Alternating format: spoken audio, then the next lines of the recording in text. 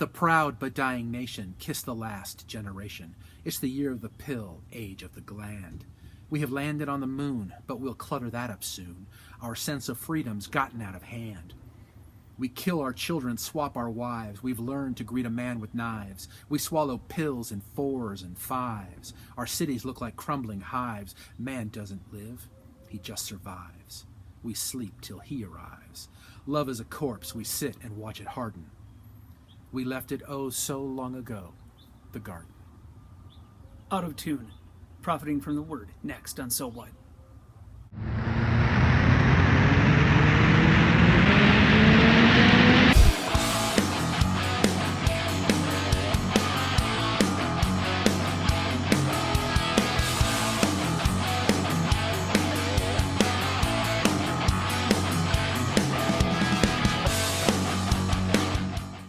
Hi, I'm Chris Dorman. And I'm Don Waite. Welcome back to So What? We are continuing our series through A.W. Pink's book, Profiting from the Word. Yes, we're still on the very last chapter, the Scriptures and Love. When we come to the Scriptures, how do we know we're profiting from the Word? When we see the word love. And there is no better place to look at love than the love chapter, 1 Corinthians 13. And that's what we've been looking at since... I don't know when. It's been a while. It's been a while. And so we've had some intervening things, and so this is going on. But anyway, so we're on verse 5, I think. And so that's what we're doing, okay? 1 Corinthians 13. Today we're looking at verse 5. Love is not rude and does not seek its own. Does not seek its own. Wow. Love is not rude. If you have the NIV, which I have the NIV, that's what my Bible says. It says, love is not rude. Well, when you go to look up that word, it's not really rude. Although you can see why the translators picked that word. It's not really what Paul is saying. In fact, the word that Paul uses is really something that I would use all the time with my kids when they were little and they hated it. I would say, stop doing that. Why, Dad? It's not appropriate. It's not appropriate. It's not appropriate. Right? That's kind of what Paul's saying. Right? And there's some old writers that would use the word unseemly. Unseemly. Which is an old way of saying not appropriate. Not appropriate. Don't act in an inappropriate way. Paul uses the word actually in another place in the same letter about not acting inappropriately with somebody you are betrothed to. So think of it in terms of not being inappropriate with a member of the fairer sex, for example. Later in the book, he uses a different form, but the same word, to talk about how we treat our private parts in an appropriate manner. Right, to be covered and have modesty, if you Modesty, that's right. So love acts in an appropriate manner. Love acts in a way that's consistent with its overall other attributes. Right. As a teacher, it's so vague. I hate it. Right? I just hate it. I wanted to skip this and jump right into the meat of all this, but that's the word we're stuck with. That's the word he used. That's the word the Holy Spirit chose for us. But I think what's really important, Chris, is honestly, if you take, don't be rude, right? Love isn't rude. By itself, it's one thing. But if you take it in the context of what we've talked about already and what we're ready to talk about now with not seeking my own, I think you begin to understand how this rudeness or unseemliness or inappropriateness actually takes form. Its root is something more sinister. Something more sinister. That's right. That's right. And I think that's the next verse. That's the next part of this same verse. That love does not seek its own. Love is not self-seeking. Love is not self-seeking. When you think of, in John MacArthur's commentary on this passage, he says this verse is really the key to unlocking the understanding of love. One scholar said that if you can deal truly with selfishness, you have replanted the Garden of Eden. It's a big thing. It's a huge thing. And when you think of original sin, yes, when you think of Adam and Eve in the garden, and they're told what not to do, they're tempted to do what they shouldn't do, and they think about it and go, you know what? I want that. I want that. They decided that what they wanted was more important than what God had said they could have. And they gave no thought to the consequences to all of their offspring, what would happen to all of us if they decided to go their own way. Their selfishness resulted in the fall of humanity. And all the evil we see today, you can trace it all fully back to selfishness. Right? What does it have to do with Corinth, though? Well, honestly, and we've talked about this in previous podcasts in this chapter of 1 Corinthians 13, but selfishness was prevailing in the church of Corinth, right? That's right. Whether it was, it's all about me at the Lord's table. Right. All about me in lawsuits with, I'm suing other believers. Why? Because they've wronged me, damn it, and I want to enforce my rights. Right. And Paul says, why not rather be wronged? Even all about me in my spiritual gifts. I'm going to make it all about me. That's right. Yep. And let me shine. Yep. Right? Yep. That's right. And the sad reality is we live in a day and age in the church where, again, selfishness is prevailing. We can see it all over social media, on the internet. Yep. We can see that people are it's I need what I need. I want what I want. I'm making this all about me and my relationships with other people. We mentioned before that the whole idea of food being sacrificed to idols and the big deal Paul makes of it. He talks about it in chapters 8 and 10 of 1 Corinthians. He talks about it in Romans 14 as well. It's a big deal. It's hard for us to really connect with it. But what I guess you need to understand is that there were people who are more mature in their faith, who while they understood that this food was offered as part of pagan worship, they understood that the idols were nothing. They didn't exist. They weren't real, and therefore they could eat the meat without having any problems with their conscience whatsoever. And Paul says, that's true. You're absolutely free to eat that meat. But there are some people who are not as mature as you. They don't have that understanding yet, and maybe in time they will. But right now, while they don't, it's not loving for you to go your way, to seek your own way, to demand your rights and your freedom at the expense of their conscience. That's right. And his heart was, you know what, at the end of the day, I will set aside my prerogative, my rights for the sake of somebody else out of love for them forever if I have to. That's right. In order to love them well. That's right. Is that your attitude? Is that my attitude in how I relate with other people? Because again, remember, we've said this before, 1 Corinthians 13 is not a chapter about marriage love. It's a chapter about how I love you, Chris, how you love me, and how we love one another. That's right.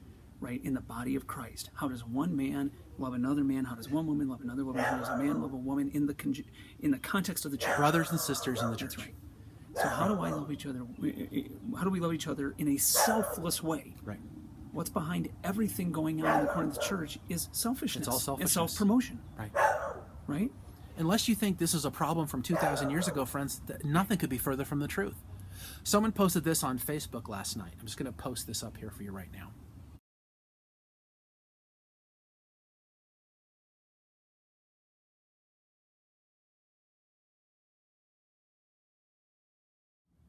I saw that before I went to bed, and then when I got up this morning, I looked, and there were lots and lots of comments about it. And some of the comments were essentially, yep, we've got the freedom to dress as we want. It's not a problem. Other people saying, you know what, we should really dress modestly. We should be careful. And someone's like, hey, if you've got a problem with what I'm wearing, you've got the problem, not me. You got to work on you. But I have the freedom to do this. And if you got a problem with that, you've got the problem. Another person responded and says, you know, I'm a recovering sex addict. And when I see this kind of immodesty, it's really a problem for me. And the response was, tough. That's your problem. That's your problem. You got to work on you because I've got the freedom to be like this. Okay? And this was posted by someone professing to be a Christian, and the people responding were professing to be Christians. Most of the responses were like, yeah, dress how you want. Don't worry about it. If someone's got a problem, it's their problem. They got to work on themselves. Nobody talked about this principle, about foregoing their rights out of love and deference to somebody else. And when you think about the church universal today, the church really is out of tune. We're not functioning as one. We're not tuned to the same note. We're all going our own way, just like the Corinthians. Because we're all concerned about ourselves. We're all concerned and consumed with what we want, what we don't want, what we like, what we don't like. And we spiritualize those preferences and superimpose them on everybody else. And if they don't see things the way we do, well, they're wrong and they've got to get over it. I got to tell you, that is not only antithetical to what we see love being described at here in 1 Corinthians 13, it's antithetical to the gospel. Yes, it is. That is not who Jesus was and is. It's not who God is toward us. It's not. Could Jesus have come to be served? Yeah. Yes. He was worthy and deserving of our service. That's not why he came. right? He set aside his royal prerogatives for our sakes. Yes. And Paul encourages us in the church at Philippi to put others' needs before our own. Can you imagine a church full of people who really believe that? Who really, really, really rejected Corinthian type of thinking and put others' needs before their own? Who thought, you know what, I'm going to sacrifice my own freedoms for the love of this brother or this sister. I'm going to do that for the sake of the gospel, because at the end of the day, it's not about me. Right. It's about Jesus. Embracing servanthood. I mean, the significance and the power in Jesus' ministry when at the end of his ministry he says, I'm going to wash your feet. I am the Son of God, and I came not to serve, or not to be served, but to serve. I'm going to wash your feet. And who of you wants to be the greatest of all will be the servant of all. That's right. Right?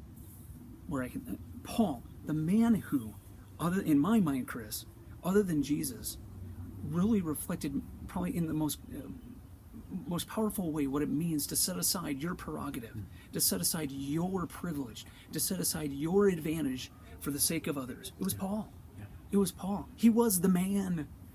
And he said it's nothing compared to the surpassing greatness of knowing Christ. And why did he do it? He did it for the glory of God, but also to benefit others. To love others well. That's right. What would you do if I sang out of tune? Chris, you have a story actually about singing out of tune and what that looks like. I don't know how it fits here, but I think in it does. 8th grade, my middle school, the city that I'm from, Torrance, California, they decided to implement for the first time this honor chorus, and they picked the best from all of the middle school choirs, and they formed a chorus, and I was fortunate enough to be selected. And there were about, I don't remember how many there were. Anyway, in the middle of it all, my voice started to change, and I could no longer sing in tune with everybody else. And during one of the rehearsals, we were singing, and I was singing, really going for it, and my voice was terrible. And the instructor stopped, and she said, I don't know who you are, but you can't sing here anymore. Please come, please participate, mouth the words, but don't sing anymore. Because I was out of tune. I was out of tune, and honestly, we didn't sound good. We didn't sound good. You look at the church today, what is our witness? Do we have a powerful witness of love and compassion, of grace, of gentleness, of patience, of mercy, of forgiveness? Or do we have pockets of infighting and people demanding this and people demanding that and you're right and you're wrong and this and that? There's just what I see. Maybe this is only here in the United States. Maybe where you are it's different. But here in this country, we're not in tune. We're not in tune at all. There's this constant discordant note that's awful. It's off-putting, and it turns people off to the gospel. Haven't you heard that? Have you heard somebody who's out of tune? And it's like, obviously that instructor heard what was going on, Chris. She picked up on it, unfortunately, right? And by the way, it was me, everybody. It was me. But she picked up on it because there was something not right. There was something not right. Yeah. Have you ever been at watched one of your favorite bands, maybe, or maybe it was the opening band? They get up and you could hear there was something not right. Yeah. Somebody was getting it wrong. Oh, there's something terrible about that. But man, when it's right, it's beautiful. And when you get 1 Corinthians 13 right, wow, it's a beautiful thing. When we love each other the way we're called to love each other, that's what makes the gospel attractive. They will know you are Christians by your love. That's right. And then what happens, you see what happens in Acts. People seeing the love, and they're attracted to the gospel, and more were added to their number that day. That's right. But the converse is happening today, where they're seeing what's going on in the church and the selfishness that we are all exhibiting and saying, I don't want anything to do with that. And I don't blame them. Right. I mean, really, can you blame them for not finding Christianity attractive? Really? When there's this kind of infighting, this kind of anger and vitriol all the time, the infighting that we do, and it's awful. I mean, it really, really is. And honestly, it's exactly what was happening to the church in Corinth. This church was imploding. It really was. It was imploding. It was dying from the inside out because everyone was insisting on having their own way. Those who had the power, those who had the money, were insisting that everyone go along with their program at the expense of everybody else. Because at the end of the day, they didn't care. What mattered to them was their wants and their desires. And they said, look, I should get what I want. I should have what I want. And Paul repeatedly says, it's not about you. It's not about what you want. It's about the gospel. It's about love. And if love has to forego their rights for the good of another, I won't think twice about it, because love does not seek its own. And if you are literally hell-bent on seeking your own, then don't try to spiritualize it. You're not acting in love. Right. Period. We are called to get in tune. We are called to love, not in a self-seeking way, but in a way that puts others' needs before my own. That's right. That is what we're called to. That's what, and Paul's argument is, that's what love really is. That's right. And do that, and they will see Jesus. Thank you for tuning in, my friends, and I'll talk to you next week. We'll see you soon.